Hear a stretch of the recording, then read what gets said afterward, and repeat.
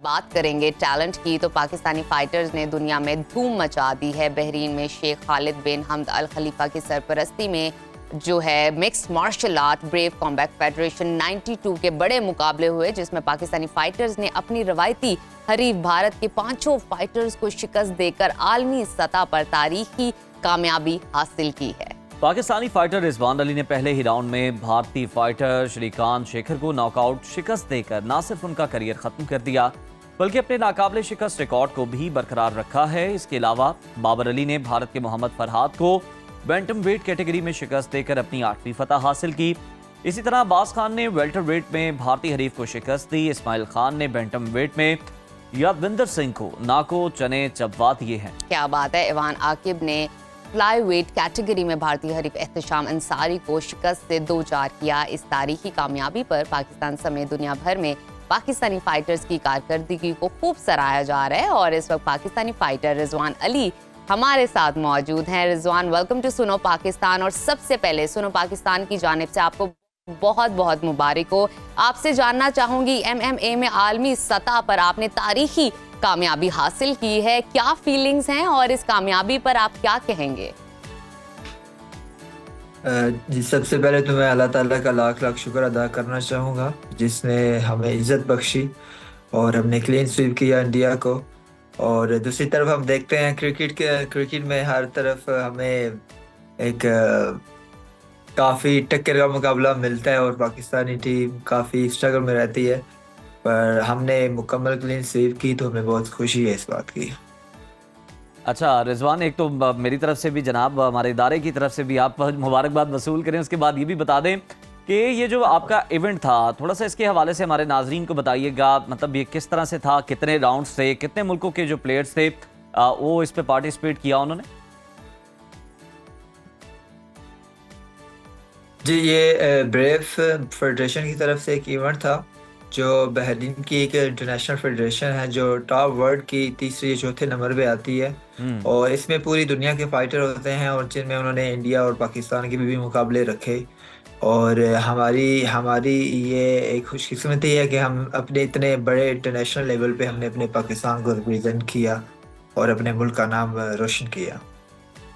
बिल्कुल ठीक है। अच्छा, मुझे ये बताइएगा कि रिजवान, ये आप कैटेगरी अगर हम देखी जाए, इस कैटेगरी को थोड़ा सा एक्सप्लेन कीजिएगा हमारे नाजरीन के लिए, और साथ ही साथ अपनी कामयाबी का क्रेडिट आप किसको देते हैं? क्योंकि आप जब भी इतनी स्ट्रगल करते हैं तो कोई ना कोई एक पर्सन होता है, ग्रुप होता है, टीम होती है जिसको आप क्रेडिट देते हैं।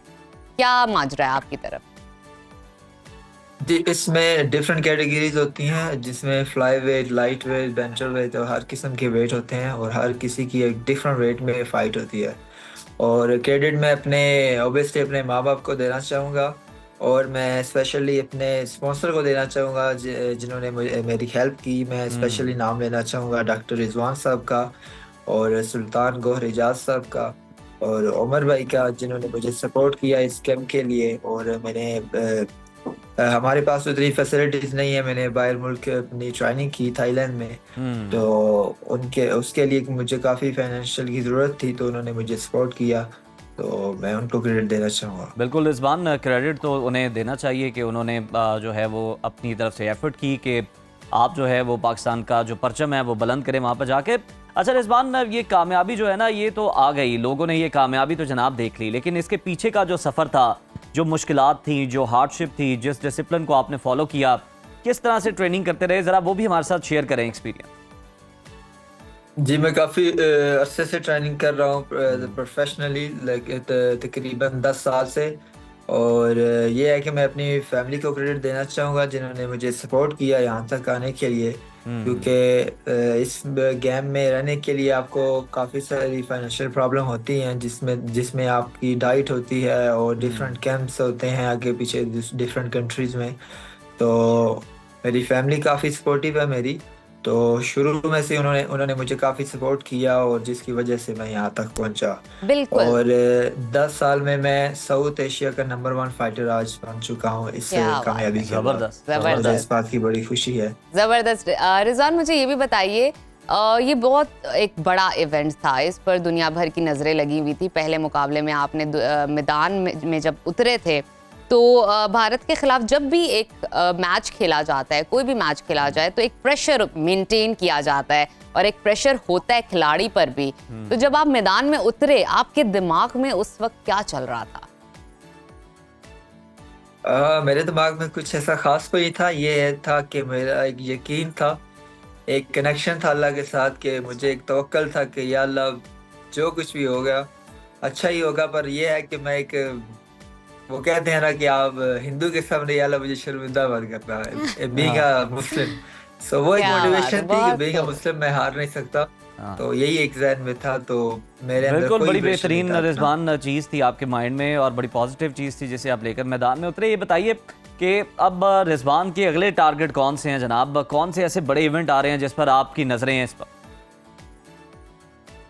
जी, दुनिया की एक सबसे बड़ी लीग है UFC। इंशाल्लाह आप बहुत जल्द मुझे देखेंगे। मैं अपना पाकिस्तान का परचम वहाँ पे बुलंद करूँगा और बस उसी पे नज़र है मेरी और इसी के लिए मेहनत जारी है। तो इंशाल्लाह बहुत जल्द आप तो देखेंगे। रिजवान, आप इसी तरह मेहनत करते रहें। हमारी बिल्कुल। दुआएं, हमारी नेक ख्वाहिशात, बेस्ट विशेज़ आपके साथ हैं जनाब। लेकिन बहुत हम आपसे ये शुक्रिया। भी जानना चाहेंगे लास्टली कि आप यकीनन पाकिस्तानी नौजवानों के लिए एक रोल मॉडल हैं। कोई पैगाम आप उन्हें देना चाहेंगे? जी, पैगाम यही है कि एक अपनी स्पेशलिटीज़ को पहचानें, क्योंकि अल्लाह ताला ने हर इंसान में एक स्पेशल चीज़ रखी होती है। अगर वो इंसान वो अपनी स्पेशल चीज़ को देखे और उसी पे काम करे, कंसिस्टेंट रहे, उसी पे काम करता रहे, तो अल्लाह ताला मेहनत कभी ज़ाया नहीं करता। तो बस पैगाम यही है कि अपनी उस चीज़ को पहचानें और उस पे वर्क करें। बिल्कुल ठीक। रिजवान, आपको बहुत बहुत मुबारक हो फिर से और बेस्ट विशेस सुनो पाकिस्तान की टीम की जानिब से आपके फ्यूचर प्रोजेक्ट्स के लिए कि जितने भी इवेंट्स में आप पार्टिसिपेट करें वहां पर आप पाकिस्तान का नाम रोशन करें और हम इसी तरह आपसे बात करते रहेंगे। बहुत शुक्रिया आपका रिजवान।